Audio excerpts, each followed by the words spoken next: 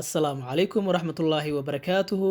Kulanti wacan daawadayaal kusoo dhawaada telefishinka cusub ee Kubadda TV iyo barnaamijka Bogagga Hore ee Ciyaaraha. Telefishinkan waxaad kula socon doontaan channelkeena YouTube-ka iyo weliba bogga aan Facebook-ka ku leenahay oo magacuna uu yahay Kubadda TV. Barnaamijkan Bogagga Hore ee Ciyaaraha aan ugu magac darnay waxaan idinkugu soo gudbinaynaa maalin kasta sheekooyinka ugu waaweyn ee ay qoraan bogagga ugu waaweyn ee dhinaca ciyaaraha ee qaaradda Yurub. Waxaana kaga hadli doonaa arrimaha kubadda cagta ee horyaalada Yurub iyo weliba ciyaartoyda ka ciyaara horyaaladaas.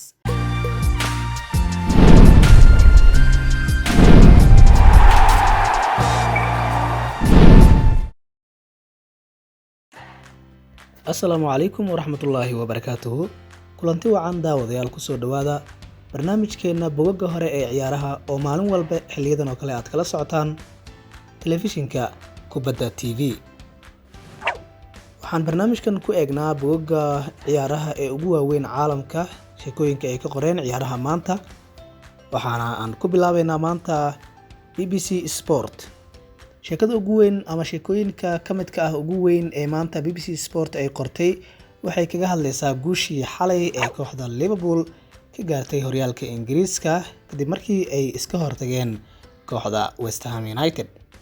Ciwaankan wuxuu wargeyska ku leeyahay Jurgen Klopp, tababaraha kooxda Liverpool, waxa uu u maleynayay in weligiis uusan gaari doonin heerka xalay ay gaareen oo ah inay la sinmeen rikoorka ay kooxda Manchester City horey u gaartay oo ahaa in 18 kulan oo isku xigta guul laga gaaro horyaalka Ingiriiska ee Premier League. Tababaraha kooxda Liverpool waxa uu sheegay inuusan weligiis taas maskaxdiisa gelinin, kooxdiisana hadda uu aad ugu faraxsan yahay in heerkaas ay gaartay.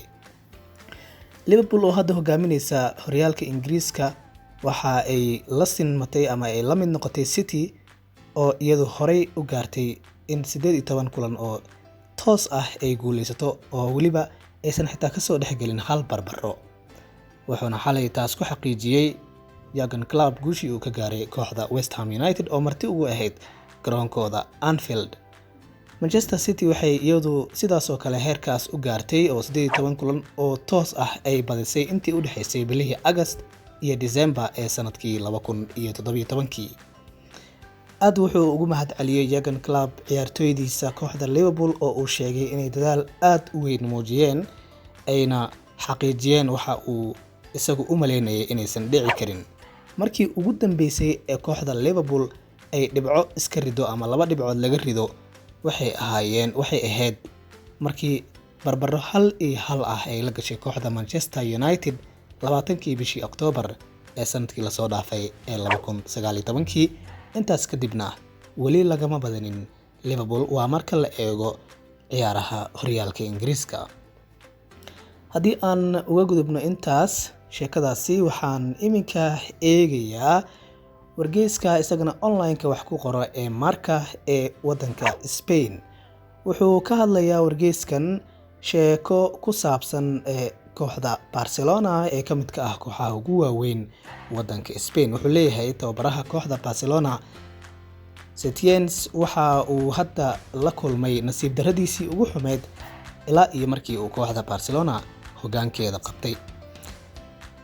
Kukiu Setien waxa uu iminka la kulmay ilaa iyo 6 ciyaartoy kooxdiisa oo ilaa 6 ciyaartoy ay dhaawac uga jiraan, ciyaartoydii ugu muhiimsaneed qaarkoodna ay halkaas ku jiraan, iyada oo Sergio Roberto uu noqday ciyaartoygii ugu dambeeyay ee dhaawac kooxdaasi ka noqda, iyada oo xilli adag lagu jiro isbuucanna la filayo in ciyaaro waaweyn ay la kulanto kooxda Barcelona.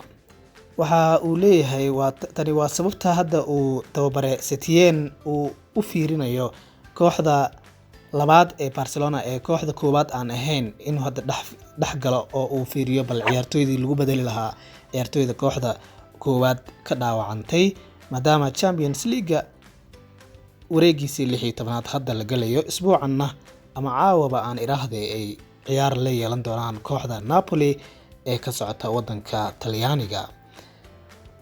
Waxaa hadda kooxda uu ku soo daray tababaruhu Ansu Fati oo ah ciyaartoy aan weli ciyaarin ilaa iyo markii uu bilowday xilli ciyaareedka sanadkan. taasina waxa uu leeyahay wargeysku sababteeda waxaa keenay in 6 ciyaartooy ee kooxda hore ka mid ah ay dhaawacmeen. waxaa ka mid ah ciyaartooyda kooxda hore ku jirta ee dhaawac uu soo gaaray Luis Suarez oo afka hore uga ciyaara kooxda Barcelona.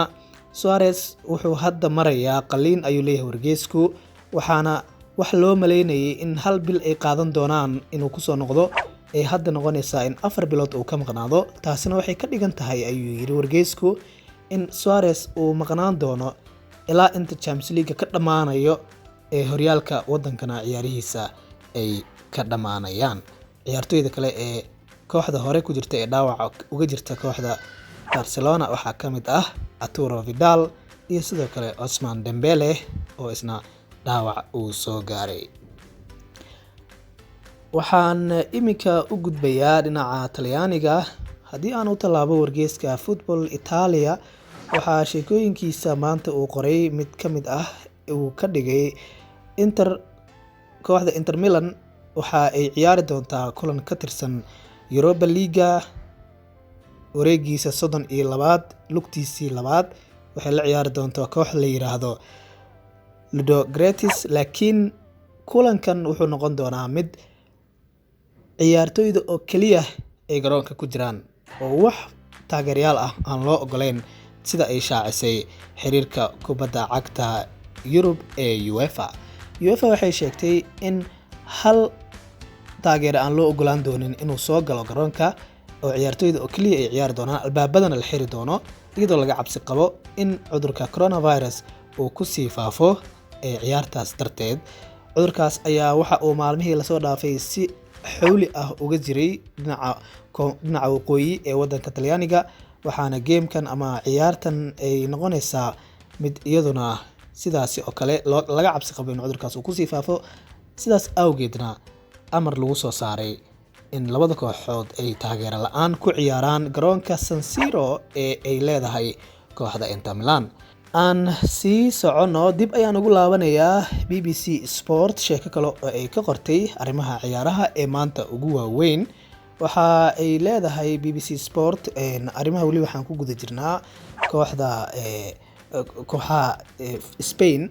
Real Madrid iyo waxaa isla kulmi doona oo ciyaar yeelan doona kooxda Manchester City. marka wuxuu leeyahay ciwaanka wargeyskan BBC Sport, sababtan wuxuu ka hadlayaa sababta Pep Guardiola tababaraha kooxda Man City uu ugu khasbanaan doono in uu markan ku guuleysto horyaalka Champions League, oo ciyaartan ay u tahay caawa mid aad muhiim ugu ah Manchester City. waxaa la ogaan doonaa ayuu leeyahay wargeysku sida ay noqdaan xilli ciyaareedkan oo ay ku noqdaan tartanka Champions League ee kooxaha qaaradda Yurub. wuxuuna wargeysku leeyahay qof walba hadda wuxuu filayaa in ay xooga saari doonaan sidii ay markan koobka ugu guuleysan lahaayeen, iyaga oo maraya wareegiisii 16aad lana kulmaya laba lug oo ay la ciyaari doonaan kooxda Real Madrid. mar walba waa iska caddahay ayaa leeyahay in ciyaartooyda ay ku dadaalaan inay 100% isku dayaan inay guul gaaraan oo ay ciyaaraan kuna dadaalaan sidii ay koobka ku qaadi lahaayeen. laakiin hadda kooxda Manchester City tababarahooda iyo ciyaartooydoodaba waxay maskaxda ku hayaan in laga mamnuucay labada xilli ciyaareed ee soo socda inay galaan tartanka Champions League. marka wax walba oo ay hayaan iyo niyad walba iyo awood walba iyo dadaal walba waa inay isugu geeyaan ayuu leeyahay in ay qaataan horyaalkan Champions League oo sanadkan ay ku guuleystaan. tartankanina dabcan wuxuu noqon doonaa mid aad muhiim ugu ah tababare Pep Guardiola maadaama uusan wax koob Champions League ah ku guuleysanin tan iyo sanadkii 2011 uusan halkaas keenin Etihad Stadium garoonka kooxda Man City wax koob ah. sidaasna maadaama inkastoo ay sababta loo keenay City ama kooxda Manchester City sanadkii 2016 ay ahayd in uu kooxda u keeno koobka Champions League, marka waxaa aad ugu dadaali doonaa sidii uu sanadkan koobkan ugu guuleysan lahaa, isagoo og in 2 sano oo kale uu mamnuuc ka yahay in kooxdiisu ay ku soo biirto tartankaasi.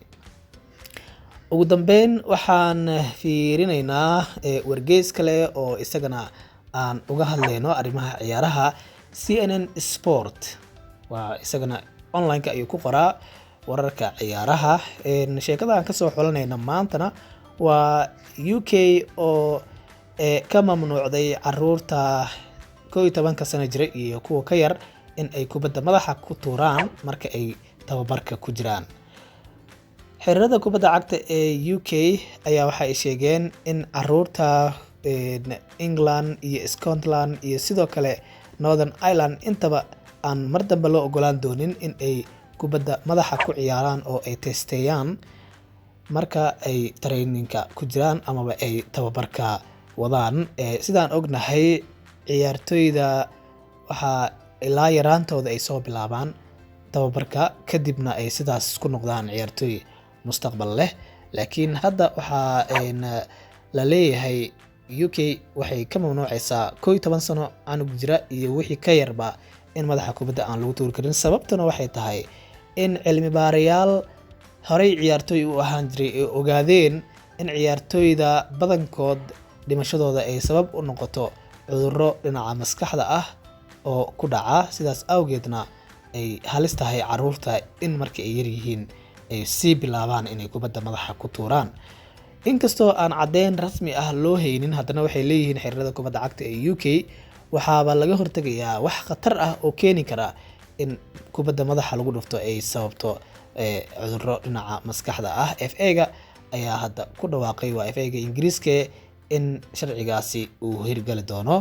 caruurta 11 sano ka weyn kaliya wixii ka bilowda 12 sanana loo ogol yahay in ay madaxa ku tuuraan kubadda.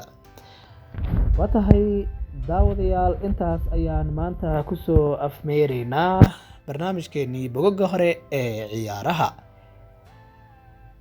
bogagga hore ee ciyaaraha waxaad kala socoteen telefishinka kubadda TV oo aad ka daawanaysaan YouTube channelkeena iyo weliba dhinaca Facebooka. inta aan barnaamijkan mid lamid ah berito ku kulmi doono hadduu alla idmo, waxaan idinku dhaafaya anigoo Cabdishakuur Casoowe ah. nabadgelyo. barnaamij soo saarahana waa Murash.